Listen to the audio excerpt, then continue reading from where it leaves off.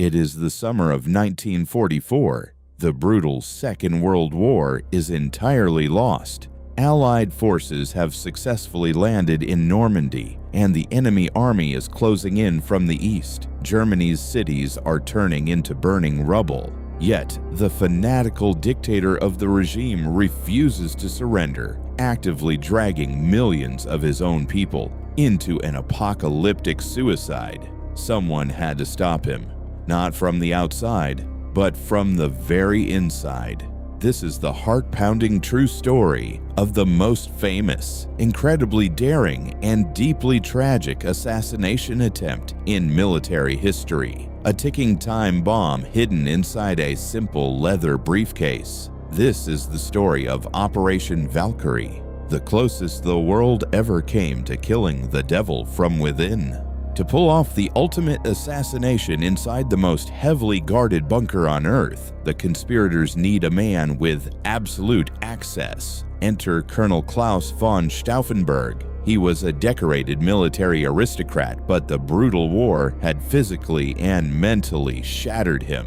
Fighting in North Africa, his vehicle was violently attacked. He miraculously survived, but he lost his left eye, his entire right hand, and 2 fingers on his remaining hand. While recovering in a dark, quiet hospital room, Stauffenberg fully realized the horrifying, evil reality of the regime he was serving. He decided the dictator absolutely had to die, even if it cost him his own life. But killing the dictator wasn't enough. The conspirators had to physically take control of the entire government before the secret police executed everyone. They found a brilliant, deeply ironic loophole. They hijacked a top-secret official government emergency protocol called Operation Valkyrie. Ironically, the dictator himself had designed Valkyrie to protect his own government in case of a sudden rebellion. Stauffenberg completely secretly rewrote the orders. Once the dictator was assassinated, the conspirators would instantly trigger Valkyrie, use the reserve army to arrest the secret police, and completely seize the capital city of Berlin in a matter of hours. The ultimate Trojan horse was ready. July 20th, 1944, the day of the assassination. Stauffenberg is summoned to a crucial military briefing. The meeting is taking place at the Wolf's Lair, a highly secretive, heavily fortified, heavily camouflaged military headquarters deeply hidden in the thick, dark forests of East Prussia. Passing through multiple extremely intense, heavily armed security checkpoints, Stauffenberg carries his heavy brown leather briefcase. Inside that briefcase, carefully hidden among regular military paperwork, are 2 blocks of plastic explosives. The detonators are not mechanical. They use a silent corrosive acid that slowly burns through a wire. Once the acid is crushed, the bomb will explode in exactly 10 minutes.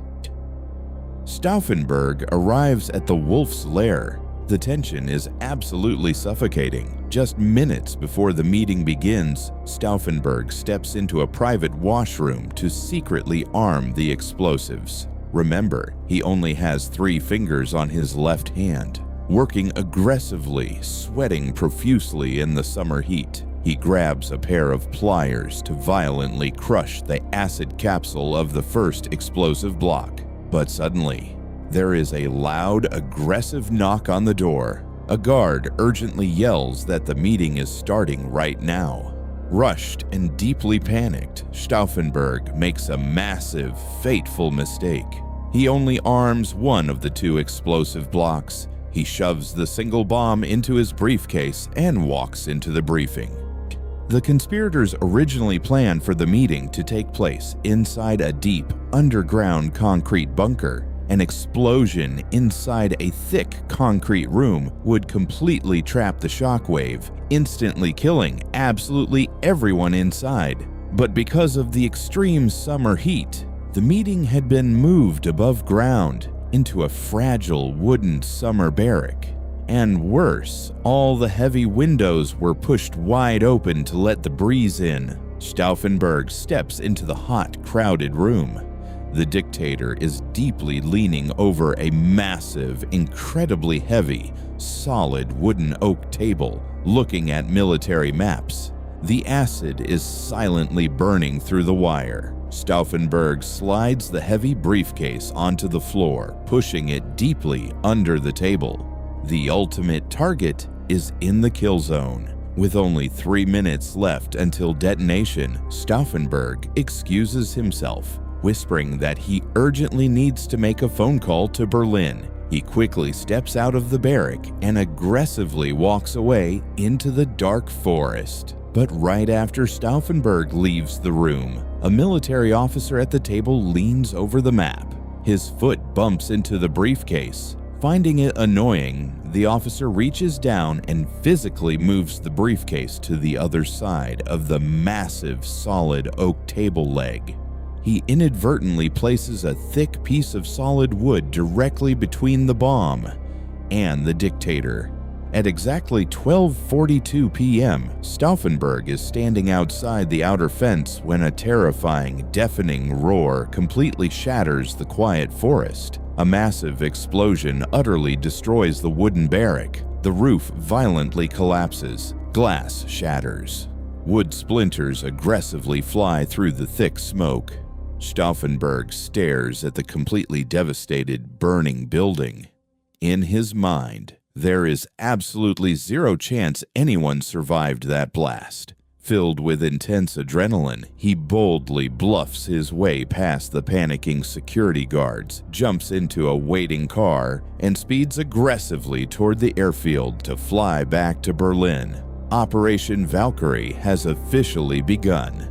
Arriving in Berlin, Stauffenberg immediately orders the reserve army to aggressively arrest the secret police, proudly announcing that the dictator is officially dead. For a few brief, glorious hours, it looks like the daring coup is actually succeeding. But then, the deeply terrifying, impossible news reaches the capital. The dictator is completely alive. The heavy, thick wooden oak table leg had entirely absorbed the deadly blast of the bomb. Combined with the open windows that allowed the pressure to escape, the dictator survived with only burst eardrums and burned pants. If Stauffenberg had armed both explosive blocks, that table leg wouldn't have saved him. The coup entirely, violently collapses in absolute chaos. That very night, Stauffenberg and his closest co-conspirators are aggressively arrested by loyalist soldiers in their own headquarters, brought out into a dark cobblestone courtyard lit only by the harsh headlights of military trucks. Claus von Stauffenberg is lined up against the brick wall. Facing a firing squad, he boldly yells a final defiant cry for his country. Operation Valkyrie officially failed. It didn't stop the war, but it proved to the entire world that absolute resistance existed even in the darkest, most terrifying shadows of history. A single oak table leg changed the course of millions of lives.